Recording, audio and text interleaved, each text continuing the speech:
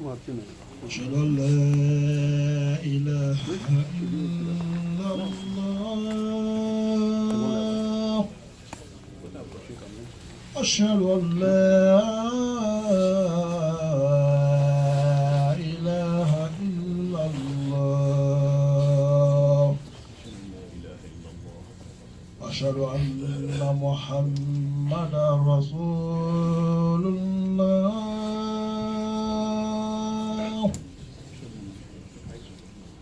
أشهد أن محمدا رسول الله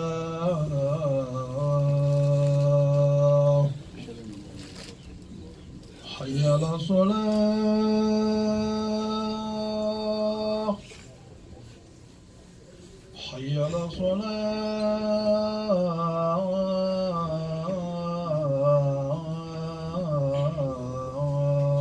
الصلاة حي على الفلاح حي على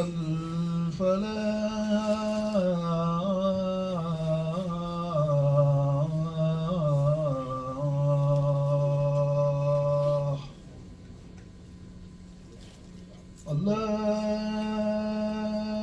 الله أكبر الله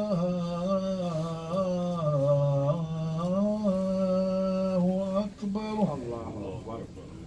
لا إله إلا الله.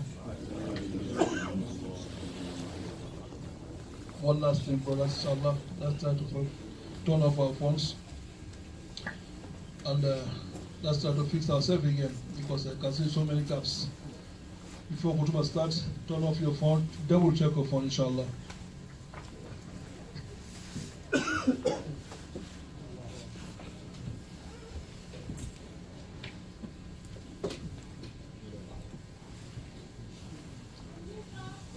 إن الحمد لله نحمده ونستغفره ونعوذ بالله من شرور أنفسنا ومن سيئات أعمالنا من يهده الله فلا مضل له ومن يضلل فلا هادي له وأشهد أن لا إله إلا الله وحده لا شريك له وأشهد أن محمدا عبده ورسوله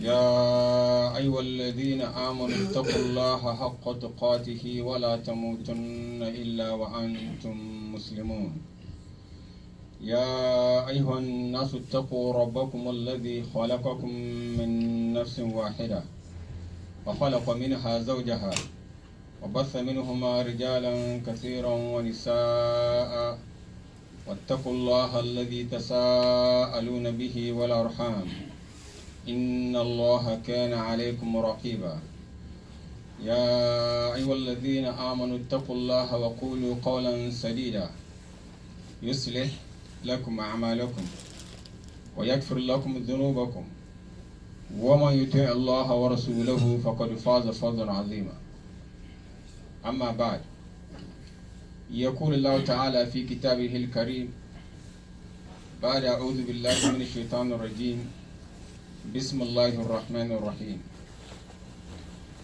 ولقد صرفنا في هذا القرآن للناس من كل مثل وكان الإنسان أكثر شيء جدلا وقال مصطفى صلى الله عليه وسلم خيركم من تعلم القرآن وعلمه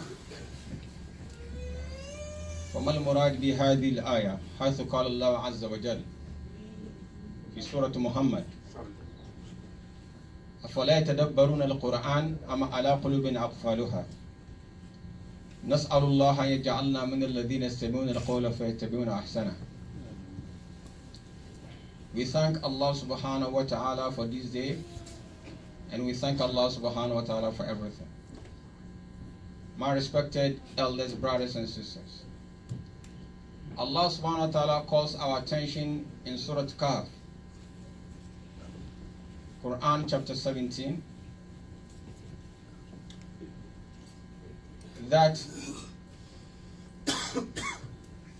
I have given you enough information. That's the translation more or less. In Al-Quran, you have enough. وَلَقَدْ صَرَّفْنَا فِي هَذَا الْقُرْآنِ لِلنَّاسِ مِنْ كُلِّ مَثَلٍ. Allah subhanahu wa ta'ala has given us all the information that we need to thrive. And by extension, we have the sunnah of the Prophet sallallahu alaihi wasallam to explain. But then Allah subhanahu wa ta'ala says, but man is ever contentious. Allah subhanahu wa ta'ala has given us that which we need, that will actually help us to thrive. But man is ever contentious.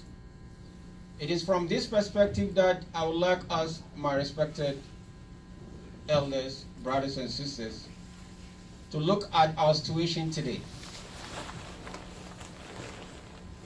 If you have what it takes to do something, then you shouldn't be having problem doing it. I've been giving an example and I'm repeating it. If you know how to read and write, and you have a metro card in your hand, and you know right outside here you can have a subway, how on earth will you be complaining that you have problem going downtown? You have all what it takes. You can walk to the subway. You have a metro card. You can read and write. You know how to get to the Bronx. You know how to go to downtown. And you're still complaining that you don't know how to get to downtown. Which means the problem is not with the information, then the problem is with yourself. If Allah subhanahu wa ta'ala has given us enough information, and He has given us guidance from Quran and the Sunnah, then Muslims shouldn't be having problems that they're having. And for everything, Allah subhanahu wa ta'ala has given it a purpose. بعد أعوذ بالله من الشيطان الرجيم إنا كل شيء خلقناه بقدر وما أمرنا إلا واحدة كلمح بالبصر. For each and everything Allah subhanahu wa ta'ala has created for a purpose.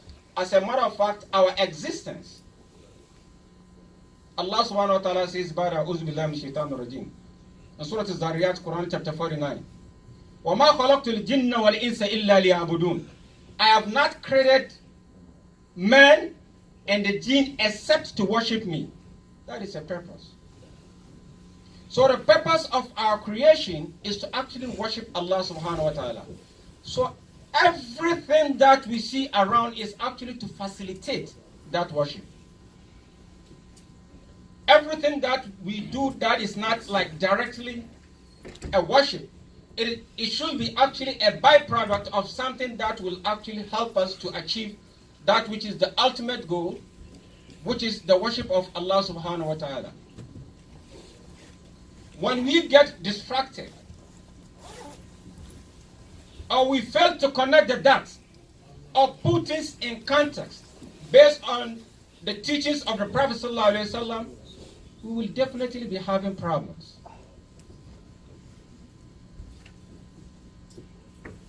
And if I should ask, what is our purpose right here in New York City? If Allah subhanahu wa ta'ala will not do anything except for a purpose, and it is tailored for a reason, why should you and I be in New York City around this time of history? We didn't choose our parents. We didn't choose to be here. We think we chose to be here, but it's by the design of Allah subhanahu wa ta'ala. And that is to actually help spread His deen. هو الذي أرسل رسوله بالهدى ودين الحق ليظهره على الدين كله ولو كره المشركون. This is the deen that is destined to what? To supersede all other isms. Even if the non-believers, even if the polytheists actually detest it, it is bound to happen, with or without us. But now the baton has actually been given to us. What are we doing about it? And that is why if you look at us When I say us, I don't mean us in this masjid. I'm talking of us as an ummah. That's why we are having problems. As a matter of fact, we have problems more than anybody else. Yet, we have the information more than everybody else. And let me just give you a tidbit. It was only recently that the #1 scientist considered to be the foremost authority in nutrition right here in America. Widely considered America's foremost authority in nutrition and one of the most respected scientists in the world. It was only recently that he was actually telling people, he was telling Americans, he was telling us that no matter what you do, when you use the bathroom, you can use how many toilet rolls that you want to use. You can never clean yourself unless you use water. Only recently.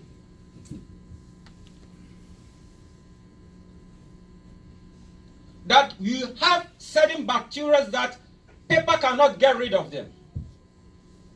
And with time, they will have their way to go back inside you, and when they interlace with the intestine, they can create so many different diseases or contribute to so many different diseases.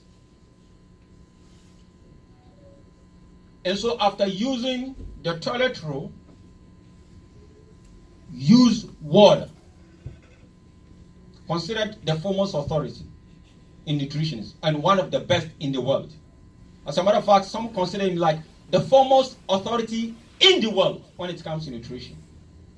But this is a piece of information that an illiterate Muslim knew about it over 1,400 years ago. That's how sophisticated we should be. But look at us as an ummah. What is our purpose? What is our agenda? Right here in New York City, that Allah subhanahu wa ta'ala has chosen us to be part of the history. What is our agenda?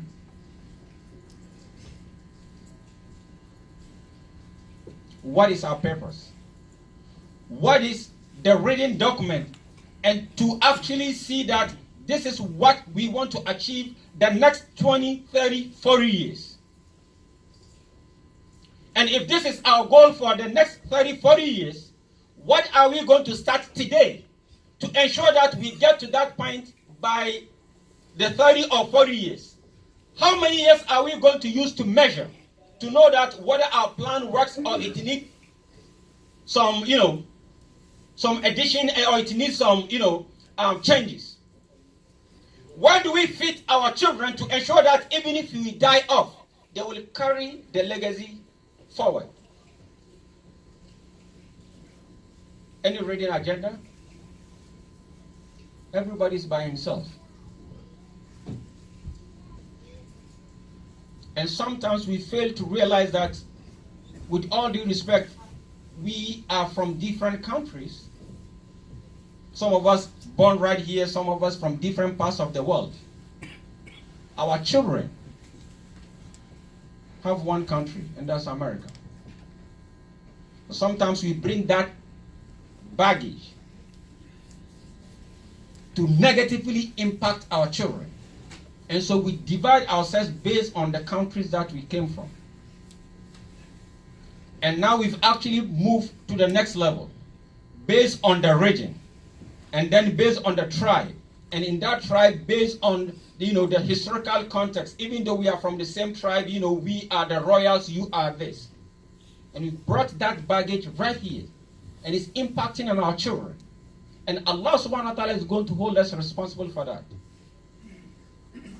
But let me forewarn brothers, with all due respect, I don't like giving khutbahs that make people comfortable. I'm not a sheikh. If you know me, I'm not a sheikh. I'm not even close to being a sheikh. As a matter of fact, I don't think I'm qualified to give khutbah, but people, invite me around the world to give khutbah anyway. My passion is prophetic medicine. But sometimes if you look what is happening to us, which is actually another branch of prophetic medicine, which is our social health, wallah, we are fairly very poorly. If I should ask, where are our children? Look in this masjid. Where are our children? What is happening to our children? Why shouldn't they be here? Of course, we say that they are in school. Why shouldn't we have our own schools? You think the Jews will actually compromise their deen? And say that because of this, let me tell you for sure, if you have to change the university curriculum or even the educational system and you say from now onwards, on Saturdays, you should be coming to school, break should be on Sundays and Mondays, the Jews will ensure that they facilitate that to ensure that their children actually observe the Sabbath. We've been here far too long. 40, 50, 60 years, 100 years.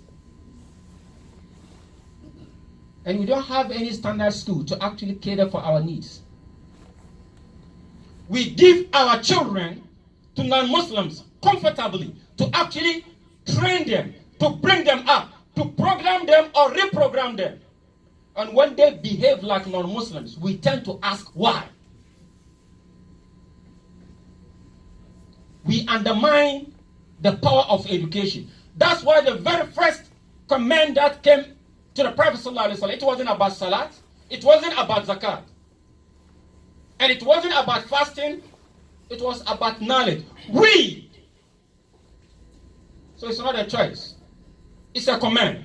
The Prophet ﷺ actually tried to explain why he could not read. Ma'ana bikari, we all know that.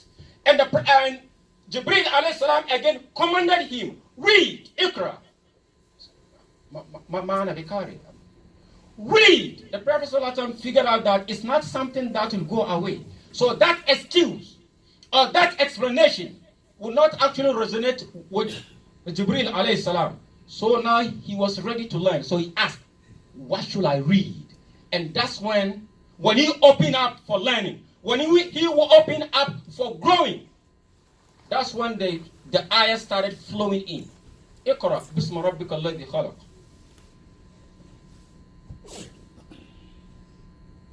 And the Prophet ﷺ was actually fulfilling a prophecy in the book of Isaiah. If you look in the Old Testament, the book in Isaiah chapter 29, and the 29 verse 12, and the book, Al-Kitab, was given to him that is not learned.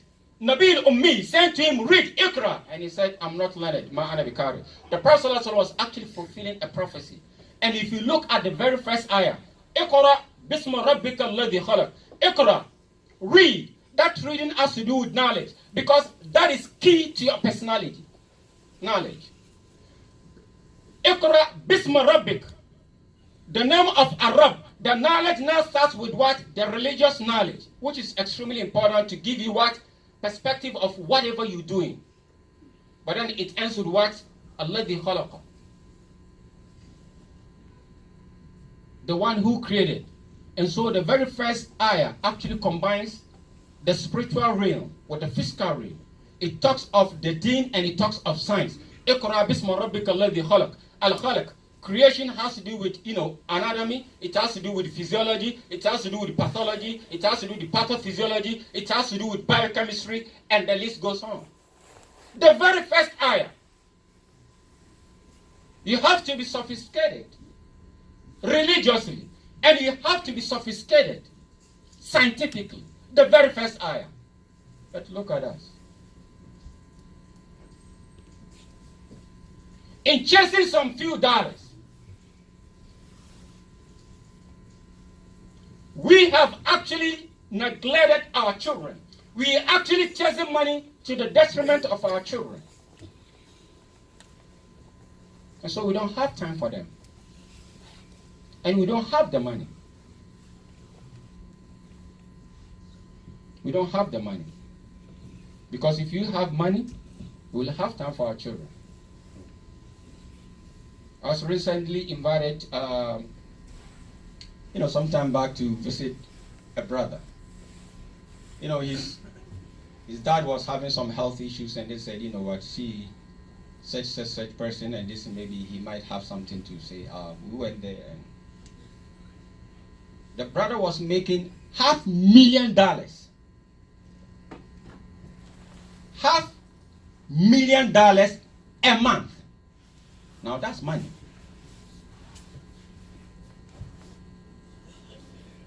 When someone proposed something, he said, don't talk about money. I know where to get money. You came here, let's talk about health, let's talk about the deen. Don't talk about money. Now for the brother to get there, the brother was once actually hustling right here in the Bronx, selling calling cards. But then something feed in which he seized the opportunity and realized that I could do this as a Muslim and I could do this as a businessman combined. And sometimes we fail to realize that the Prophet ﷺ used to be a business mogul. Our Prophet. He was a business mogul. And today, in trying to actually go after some dollars, we've done that to the detriment of our children. And worse, because we are, from different parts of the world, we've actually divided ourselves. Not based on Quran and the Sunnah, no. Based on where we came from. I didn't choose my parents, trust me. You didn't. And so wherever you were born, you were destined to born there. That shouldn't be a determining factor. The color of your skin shouldn't be a determining factor. وَيُرُدُونَ أَنْ يُهْمَدُوا بِمَا لَمْ يَفْعَلُوا. This is in Surah Al Imran, Quran chapter 3. There are people who are claiming glory for something that they didn't work for.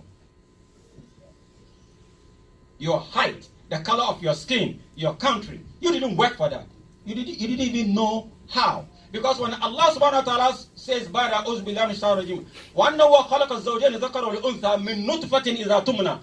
subhanahu wa ta'ala was creating from sperms that they were gushing to the mother's womb, about 300 spermatozoa running to the mother's womb, and Allah subhanahu wa ta'ala has to say about 300 million. That's almost like the population right here in America. And Allah subhanahu wa ta'ala chose you and I for a particular reason, and has given us identity on our fingertips and in our eyes for a particular reason. So why should we be claiming glory for something that we didn't work for? And that is what is negatively impacting our children. And so now our children are caught up in identity crisis. They don't even know who they are.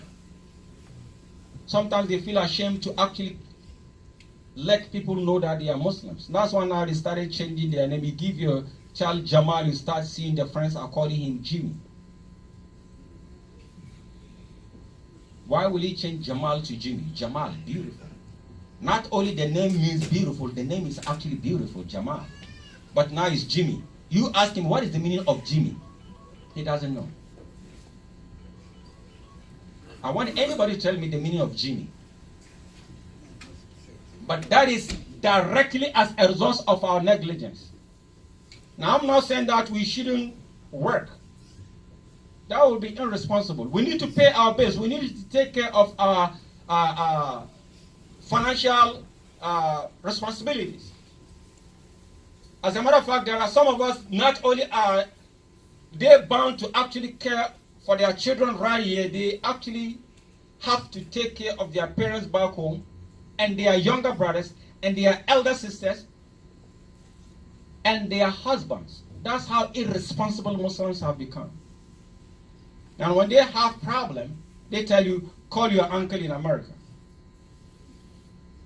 Now you come and take my sister. You know what you did to her. Now she's giving birth to children. You want me to take care of my sister and take care of her children.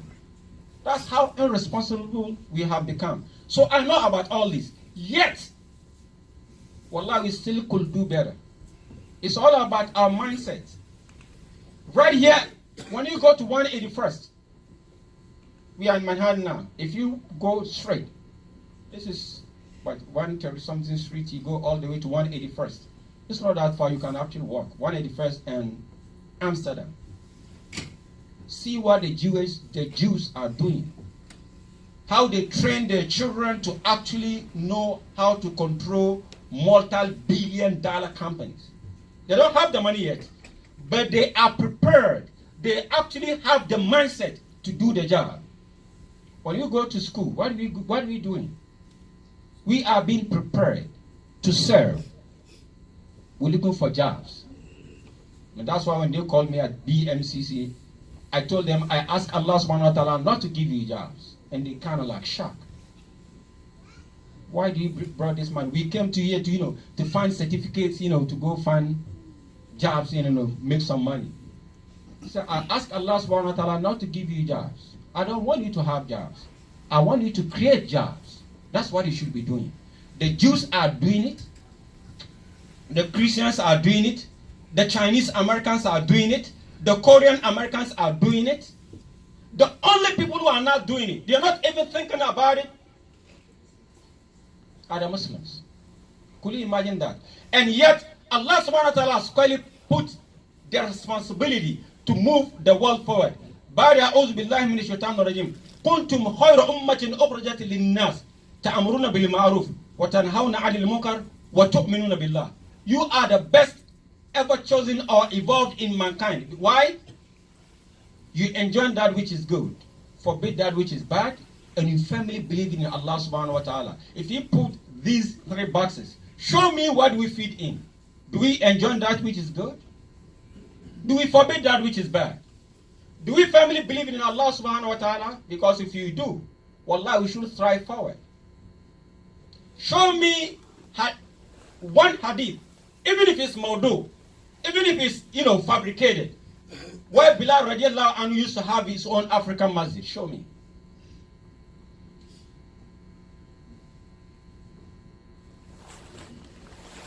Or Sulaiman Faris has the Persian mosque. No, they don't. They have one goal. And that one goal has actually moved them forward. If we take that mindset, we might come from different countries, but this is America. This is where our children were born. This is their country. What mechanism are we setting in place to make sure that they thrive as good Muslims? So by extension, as good Americans.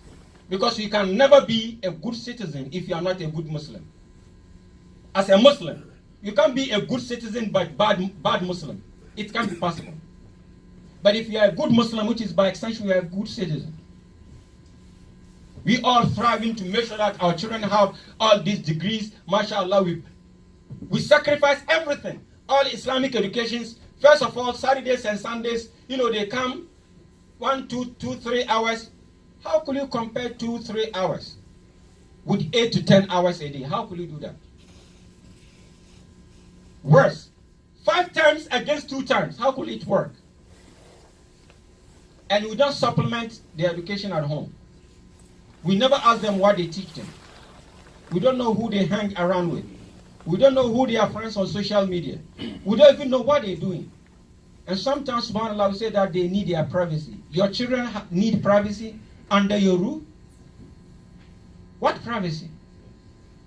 So which means that is indicative that you know that they are doing something wrong and you're trying to turn a blind eye. For which Allah subhanahu wa ta'ala is going to hold us responsible. And so unless we take responsibility for our actions, and we have long-term plan, and we have long-term agenda, and start to do something about it today, wallahi, nothing is going to change. It's not that I wish, mashallah, we'll all benefit if things go by wishful thinking. But Allah subhanahu wa ta'ala says, Ba'da a'udhu billahi minash shaitanir rajim, Inna Allah la yughayyiru ma biqawmin hatta yughayyiru ma bi anfusihim. Allah subhanahu wa ta'ala will never change the situation of people unless they take the initiatives. So it has the human responsibility attached to it. And what are we doing? Wishful thinking is one thing. You can make dua. That is inna alladhina amanu. That is the dua, mashallah. Wa amilu saliyat. When it comes to action, what are we doing to protect and save our children? To make sure that they are far better than us. We have worked far too long for people. Our children should be financially independent. One full pillar of Al-Islam, zakat, it has to do with wealth. And yet we don't even talk about wealth. As a matter of fact, most of us, we live in the past. Last week, this is what happened to me. Last week when I did this, 3 days ago when I picked this passenger, this is what he said. And last 2 weeks at TLC said this, and my boss said last 2 weeks. What about the future? Where do we fit in our children? If the Jews could do it, why not us? Right here at Yeshiva University, they're teaching the kids how to put things together. And wallahi, we could do the same thing. Any community. And that's why I told one masjid, I said, I'm going to show you how to make $1 million cash without breaking a sweat. And nobody should run away. You're not going to rob a bank. Easy. I was once watching a YouTube about a young man who said education actually depreciates your intelligence. The caption actually caught my attention. So I called the son. I said, sit here, let's see what the young man has to say. At the end, it's like on TEDx. It's about 15, 17 minutes. When he broke things down of how he actually, out of class, tried to figure out how to make money before he even graduates. And he did it. He came up with something and ended up selling it for $8 million. So I told him, I told your son, I said, you know what? I give you 2 weeks, 2 weeks. Come up with something that can get us $1 million. 2 weeks. In less than a week, he came back. He said, Dad, did you know that, please, Uber is the largest taxi company in the world? I said, yes, I know that. He said, but Dad, please, did you realize that Uber doesn't even own one cab? The largest cab industry in the world has no one cab. That's a dichotomy. Said that all what they did was to create a platform. This is the technological age. You have your car, this man has his destination. So they created an app to connect the two. They sit down, making millions and millions and drinking coffee without breaking sweat. Which means if we push our children to the wall, wallahi, they will come up with creative ideas. That's what they're doing right here at Yeshiva University. If we have 3-4 children of this community, let's look at those who are super smart to start with. Not that we're neglecting the rest, but this is just a starter. Get someone to get into science. Get another to get into business. Another to get into computer science. And one good thing about America, they don't even have to pay. All the way to bachelor's degree is free. As a matter of fact, sometimes they even get some money back. And if you have these children and pop them up and let them know that the community is right behind you, we will do all what it takes to support you, give them the moral boost. Every week, all what it will cost each and every one of us is just 50 cents. Bring 50 cents and put them together. That will amount to some $150, more or less, and divide it among these 3 children. You take 50. Every week, the community is giving them 50. Anytime they have any achievement, you pin it against the wall to boost their morale. Once they know the community is actually watching, the community has hope. We counsel them. We give them directions.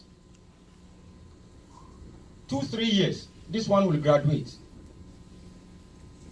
With his background in science, he can actually tell us something that is actually trending. That is America. You have to know what is trending. If not, you'll be left behind. If this whatever is trending, especially now that America is actually becoming more conscious about their health. For the first time, America is going back to its root. Using herbs, using nutrition, exercise. And so if they know what, this man knows what is trending. He just had his bachelor's degree. And this man, because he has background in computer science, he can use that idea to actually create an app that is reflective of that colleague's idea. And this one with degree in what? Marketing. He knows how to market it. And before we do that, we ensure that they at least have half of Quran memorized. I know some people who do that. Before they get you into college, especially to do something for Islam, at least you should memorize half of Quran or become full Hafiz. And that is doable. Right here. I know one Sheikh Okasha. He went to one state. And they told him that this is one of the youngest Qari in America. And so they are calling Hufaz to actually come and interact with him. And 600 Hufaz turned up. 600. Right here in Minnesota. 600. We can have that much. We can have it right here in New York. And since we are starting with 3, give them that Islamic background. And when they come up with an app, we are selling the app. We don't want to go like those selling is $30 for it. No, we just want it for $19.99. That's American nice way of saying $20. Because the psychologists have already realized that the mind will always focus on the first number. And so if you say 19, the person will not actually mind too much about the rest. Which is there's only 1 cent left. If you say $20, that would be too much. So $19.99. If you have in America, right here in New York City, we have 8 million people, right or wrong? 8 million, right here in New York City. We don't want that much. The whole state, we need only 1,000 people. We don't want that 8 million, only 1,000. If you have 1,000 people in every state, that is 50,000. If you have 50,000 buying an app for $19.99, that is $1 million without breaking the sweat. All what we did was to create what? To pay 50 cents a week, each and every one of us. Is that doable or not? But then it has to come with what? Planning. I gave an khutbah in one masjid. I gave a khutbah in one masjid, and after that one young man said, Jazakallah khair Sheikh. I said, I'm not a Sheikh. He said, this is our problem. What you just mentioned is our problem. Look, we don't have counseling. We don't have mentoring. We don't have directions. We don't have mentorship. And we don't have watchdog, like those who are actually watching our children. What are they doing at what point? We don't have that. So the children are left on their own to figure out how to live their world. No wonder by the time they start getting to 16, 17, we don't see them anymore. By the time they get to their 20s, we hardly hear from them. Maybe once in a year. On Father's Day, you'll be lucky to receive a call from your own son. Those of us who are coming from different countries, that's actually unthinkable. Unthinkable. I can remember, I can still recall somewhere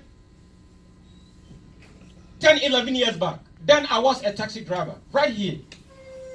A yellow cab driver, I took a man on 7th Avenue. It struck me, I still remember. The young man, somewhere like 11, 12 years, he was actually insulting his dad. I don't know what happened.